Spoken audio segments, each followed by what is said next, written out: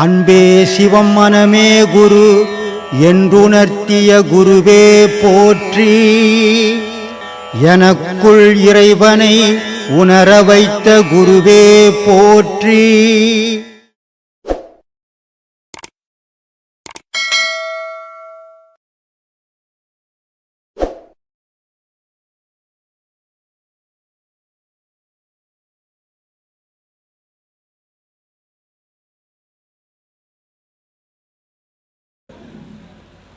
ஒரு மனிதன் ஒரே மாதிரி நிலையில் வாழ முடியாது.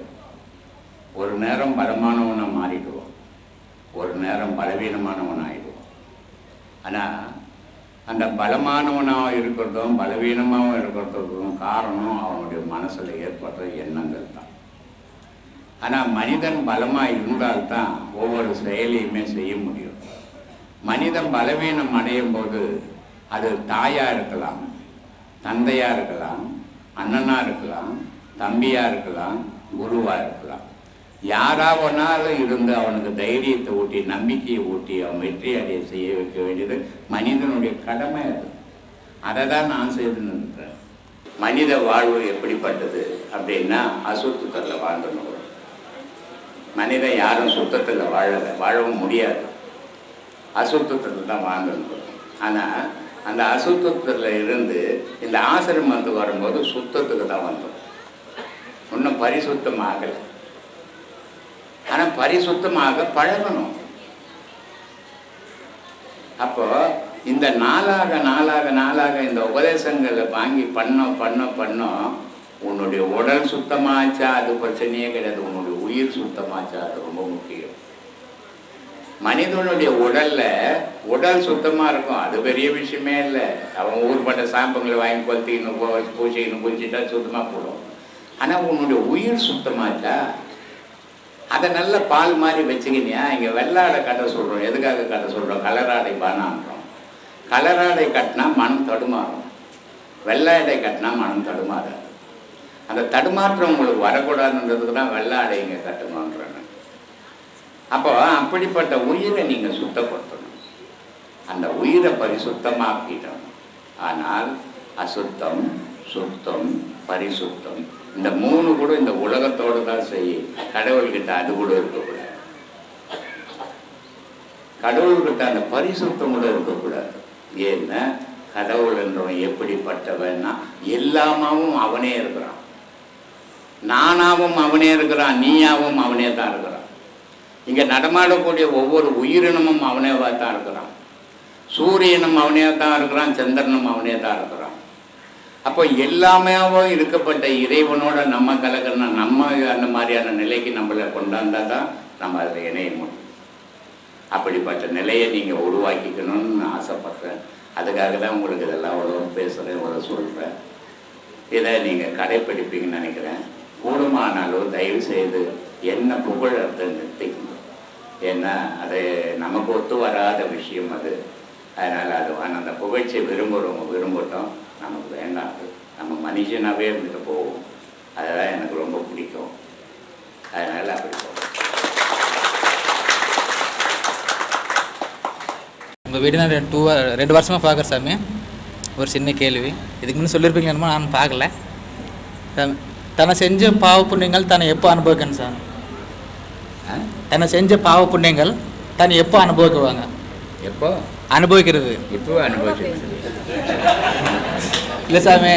அப்போ நம்ம இங்கே வந்த அப்போ நம்ம செஞ்ச பாவங்கள், நீ செய்த பாவ புண்ணியத்தால தான் நீ இப்போ இங்கே வந்த. நீ பாவ புண்ணியம் பண்ணலைன்னா நீ பிறக்க போகிறதே இல்லை.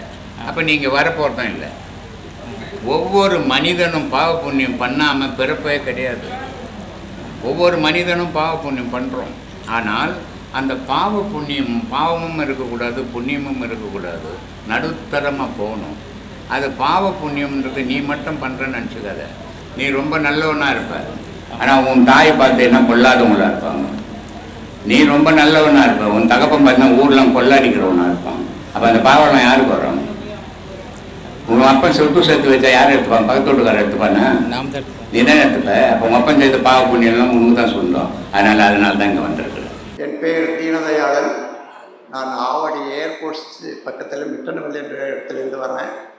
உங்கள் அனுமதியோட 3 விஷயம் சொல்லிவிட்டு அதுக்கப்புறம் கேள்வி கேட்குறேன். முக்கியமான உண்மை சம்பவங்கள் 3. முதல் சம்பவம் என்னவென்றால்,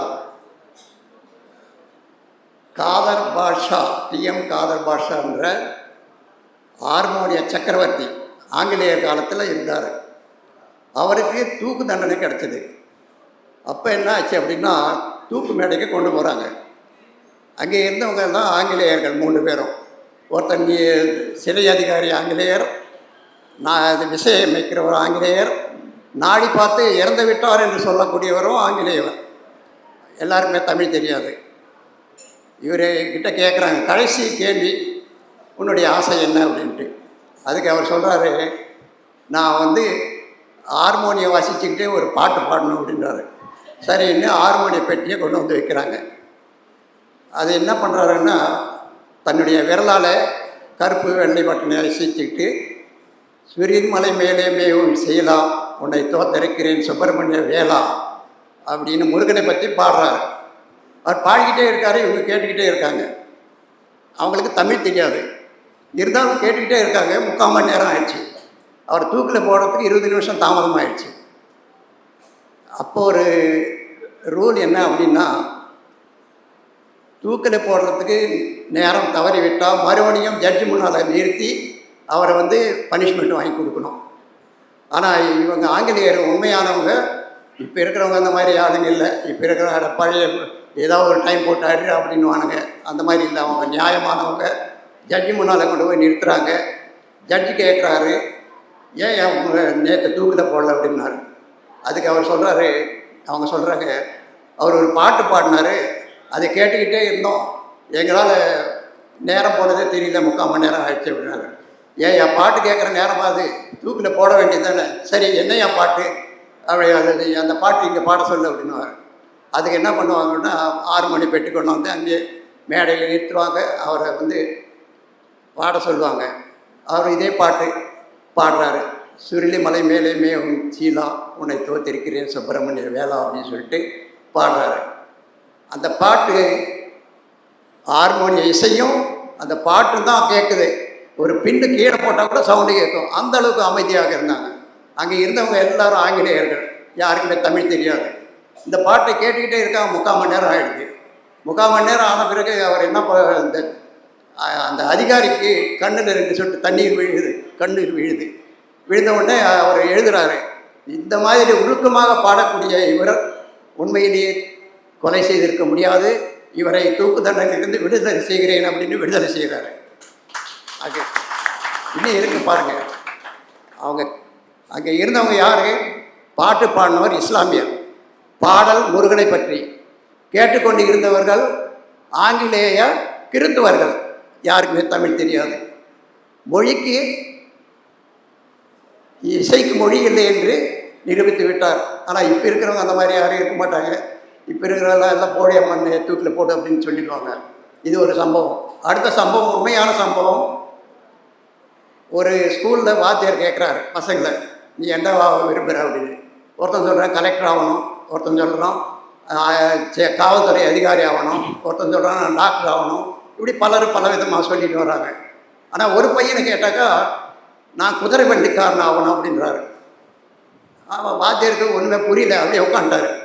அவன் அந்த பையன் போயிட்டு வீட்டில் அம்மா கிட்ட சொல்கிறாரு, இந்த மாதிரி வாத்தியார் கேட்டார், எல்லோரும் ஒவ்வொரு அதிகாரி ஆகணும்னு சொன்னாங்க, ஆனால் நான் வந்து குதிரை வண்டிக்காரன் ஆகணும் அப்படின்னு சொன்னேன் அப்படின்னு. ஏன்பா அப்படி சொன்னேன்? சரி, குதிரை வண்டிக்காரன் ஆகணும்னா நீ வந்து ஒரு வேலை செய் அப்படின்னு சொல்லி அவங்க அந்த பையனை வந்து தன்னுடைய பூஜை அறைக்கு கூப்பிட்டு போயிட்டு அங்கே இருக்கிற கிருஷ்ண பகவான் வந்து குதிரையை வந்து தேர் ஓட்டுறாரு, அது மேலே அர்ஜுனன் உட்காந்துருக்காரு.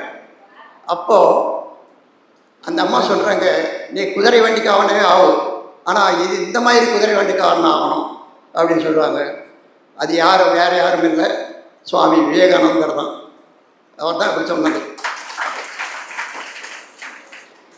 ஐயா இன்னொரு சம்பவம் ஒன்று சின்னதாக சொல்லிடுறேன், அதுக்கப்புறம் கேள்வி கேள்வி நிறைய பேர் இருக்காங்க கேட்கறதுக்கு. இன்னொரு சம்பவம் என்ன அப்படின்னா, ஒரு அம்மா வந்து தன்னுடைய பையன் 6வது படிச்சுட்டு இருக்கான். ஸ்கூலில் கூப்பிட்டு போகிறாங்க, மாறுவேட போட்டிக்கு கூப்பிட்டு போகிறாங்க. கூட்டு போயிட்டு டீச்சர்ஸ் கிட்ட சொல்கிறாங்க, இந்த மாதிரி என் பையனை வந்து கர்ணன் வேஷம் போடணும், அதுக்கு என்ன செலவாகும் நான் கொடுத்துட்றேன், நீங்கள் அதை வேஷம் போட்டு விடுங்க அப்படின்றாங்க. சரின்ட்டு அவங்க வந்து டீச்சர்ஸ் எல்லாம் கேல்குலேட் பண்ணி ஒரு 6000 ரூபாய் ஆகுமா அப்படின்றாங்க. உடனே இந்த அம்மா சரி நான் 6000 ரூபாய் கொடுத்துட்றேன் அப்படின்னு சொல்லுவாங்க. அதுக்கு அந்த பையன் என்ன சொல்கிறான் அப்படின்னா, அம்மா மாறுவேட போட்டி வந்து அடுத்த வருஷம் கூட வரும், அதில் வந்து நான் வந்து கலந்துக்கிறேன். இப்போ என்ன கூட படித்த பையன் ஒரு 5500 ரூபாய் அந்த ஃபீஸ் கட்ட முடியாமல் அவனை வெளியில் அனுப்பிட்டாங்க, அந்த ஃபீஸ் நீங்கள் கட்டுங்க அப்படின்னா அந்த அம்மாவை கண்ணில் தண்ணீர் விழுது. எதுக்கு அப்படின்னா, கர்ணன் வேஷம் தான் போட சொன்னேன், ஆனால் கர்ணனை விட மேலாக போய்விட்டானேன்னு ரொம்ப பாதிப்பாக. இதோட முடிச்சுட்டு ஐயா ஒரு சின்ன கேள்வி. சொல்லுங்க. பால் வந்து சைவமா அசைவமா? பால் வந்து சைவமா அசைவமா? நிறைய பேர் சொல்கிறாங்க சைவம்ன்றாங்க, சில பேர் சொல்கிறாங்க அசைவம்ன்றாங்க. ஏன்னா அது மாட்டினோட ரத்தத்திலிருந்து வருது, அதனால அசைவம்ன்றாங்க. அது உண்மை எதுன்னு எனக்கு தெரியல. மாடு பால் கறக்கலை, பால் அசைவம்னு சொல்லி யாரும் பால் குடிக்காமல் வச்சுட்டாங்க. மடியிலேருந்து பாலும் கறக்கலை, அப்போ அந்த மாட்டோட நிலை என்ன ஆகும் சாமி? திரும்பி அது ரத்தமாக மாறிடுமா? ரத்தத்துலேருந்து வந்தது சொல்கிறாங்க, திரும்பி அது ரத்தமாக மாறி அந்த மாட்டுக்கு சக்தி இருக்குமா? இல்லை அந்த மாடு வேதனைப்படுமா? வேதனைப்பட்டு செத்து போயிடும். அதுக்கு போய் யார்? அம்மாவுக்கு பால் கட்டினாவே இன்னொரு அம்மா வந்து தான் சரி பண்ணணும். மல்லிகைப்பூ கட்டணும், அதுக்கு 1008 வைத்தியம் பண்ணி கட்டின பாலை இறக்கத்துக்குள்ளே சரி பண்ணதுக்குள்ளே அவன் படாத பாட்டு பட்டணும். அந்த மாதிரி அசைவம் சைவம்ன்றதுக்கு என்ன இது மாட்டிலேருந்து ஓட்டம் இல்லை எதுலேருந்து ஓட்டம்? ஒரு உயிர் துடிக்காமல் கொள்ளாமல் எது கிடைச்சாலும் அதுதான் சைவம். அது பாலாக இருந்தாலும் சரி எதுவாக இருந்தாலும் சரி, அங்கே வேதனை இல்லையே. நாம் அதை கறக்காமல் விட்டுட்டா அந்த மாடு அந்த பாலை சுமந்துக்கினே செத்து போயிடும். வேதனை அது வெளி தள்ளியே ஆகணும்.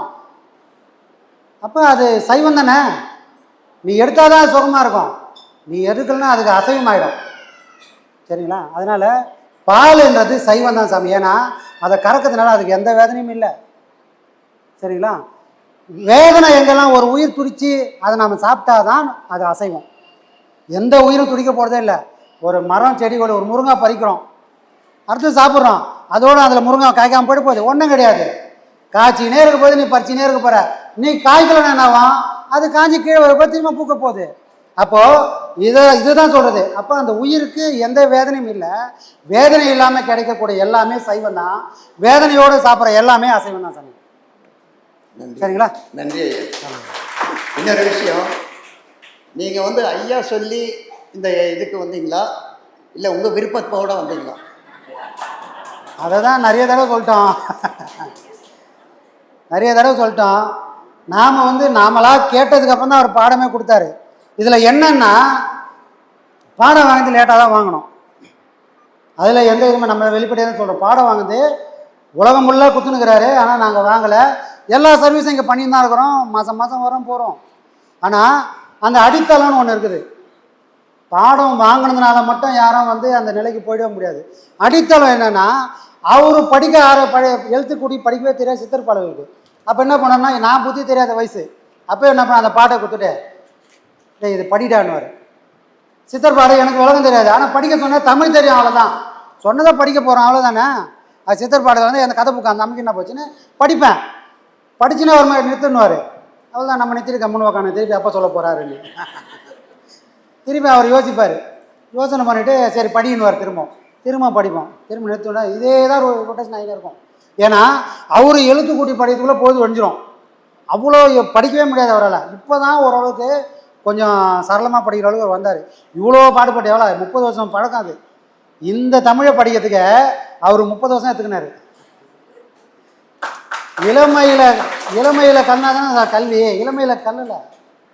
அதனால படிக்கிறது அவ்வளோ படாத பாடுபட்டார்.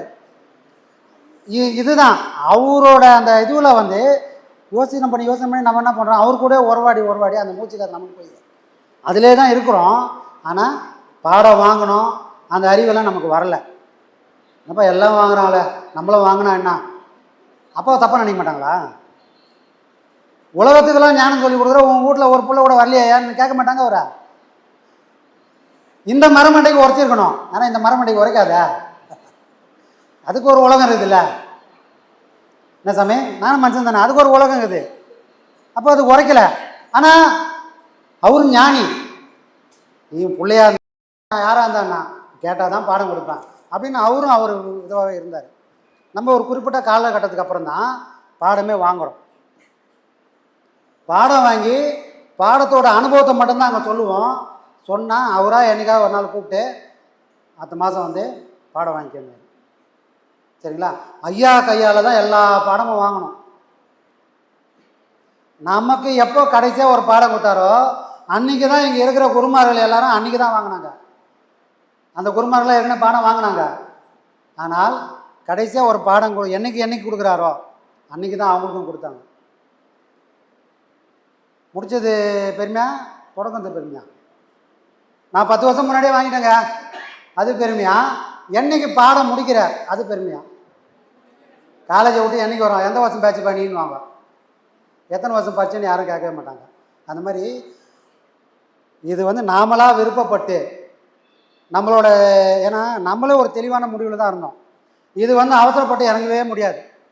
ஏதோ ஒரு பாடம் கொடுக்குறேன் நான் போய் வாங்கிட்டு திரும்பி பண்ணாமல் இருந்தேன்னா அதை விட மகா பாவம் வேறு ஒன்றுமே இருக்காது. அப்போ நான் என்னை பக்குவப்படுத்திக்கணும். ஏன்னா நெருப்புன்னு தெரிஞ்சு போச்சு. இந்த நெருப்பு என்னை பாதிக்காமல் இருக்கணும், அது பாதிக்காமல் இருக்குது எனக்கு கவசம் வேணும். அப்போ அந்த பக்குவம் எனக்கு வந்துக்குதுன்னு எப்போ தெரிஞ்சுதோ அதுக்கப்புறம் தான் அப்பா போய் கேட்டேன், ஐயா பாடம் கொடுக்குறீங்களான்னு கேட்டேன். இப்போ அது இந்த மரமடைக்கெல்லாம் உரைச்சி பாடம் வாங்க வந்தீங்களே அப்படின்னு அதுக்கப்புறம் தான் அவர் பாடம் கொடுத்தாரு. அந்த மாதிரி அவருக்கு யாரையுமே கூட்டதே கிடையாது. பிள்ளைங்களாக இருந்தாலும் அவர் கூட்டதே கிடையாது. வேணும்னா வரணும். ஏன்னா எதுவுமே அவங்க உழைப்போடு வரும்போது தான் அது நிலைக்கும். வலுக்கட்டாயப்படுத்தி இதை கொடுக்குற பாடமும் இல்லை. ஒரு சொத்து சோகம் குத்தலாம், அதை கொடுத்து அவன் அருமை தெரிஞ்சவனை கொடுத்தா தான் அதை காப்பாற்றுவான். அருமை பெருமை தெரியாதவன் என்ன பண்ணுவான், வந்ததை வழியில் தொலைச்சிட்டு போயினே வந்துடுவான். அந்த மாதிரி ஆகக்கூடாது. அப்போது நீ யோசி, உனக்கு அது பொருந்துமா, உன்னால் செய்ய முடியுமா, நீ யோசி. உனக்கு நம்பிக்கை வந்தால் மட்டும் பாடம் வாங்கு. அது பிள்ளையாக இருந்தாலும் சரி, இந்த பூமியில் இருக்கிற யாராக இருந்தாலும் சரி. ஐயா ஒரு விஷயத்தில் தெளிவாக இருந்தார் சார். சரிங்களா? நன்றி. நல்லா சார்.